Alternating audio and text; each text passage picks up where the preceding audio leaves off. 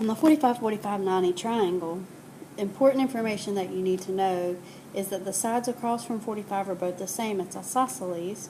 So we're going to call them 1, and then the side across from 90 is square root of 2. And that's the triangle we're going to use whenever we compare it to another triangle that's also 45, 45, 90. So here's our triangle, and the angle is 45. Let's say we have this, and that's 3, and we're looking for the side across from 90 and the other side across from 45. First of all, I know that this is 3 because the sides across from 45 are both the same. Now I can make a proportion if I want to, but if you got two sides across from 45, you know that those two sides are the same. If I want to find the side across from x, then I'm going to go over here and use this triangle that we've created. The side across from 90 is square root of 2.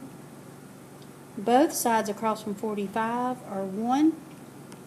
So we're going to make a proportion with that. We're going to use the x over square root of 2.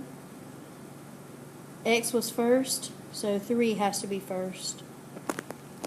Then we're going to cross multiply and then solve.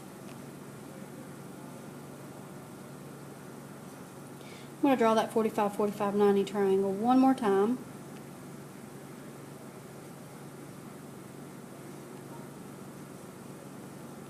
And let's say that we're given this triangle.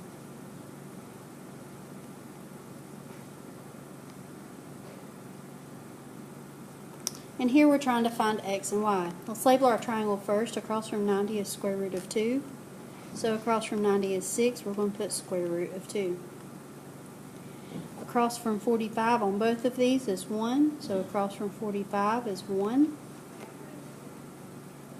And then I'm going to make a proportion. 6 over square root of 2 equals x over 1. Cross multiply. Divide both sides by square root of 2, and you leave it as 6 over square root of 2. Don't put that in the calculator and find the decimal. You just leave it. And then that's the answer. Now, the interesting thing here is that I can do that again with y if I want, but I know that it is also 6 over square root of 2 because both of these, that's across from 45 and that's across from 45. The sides across from 45 are the same.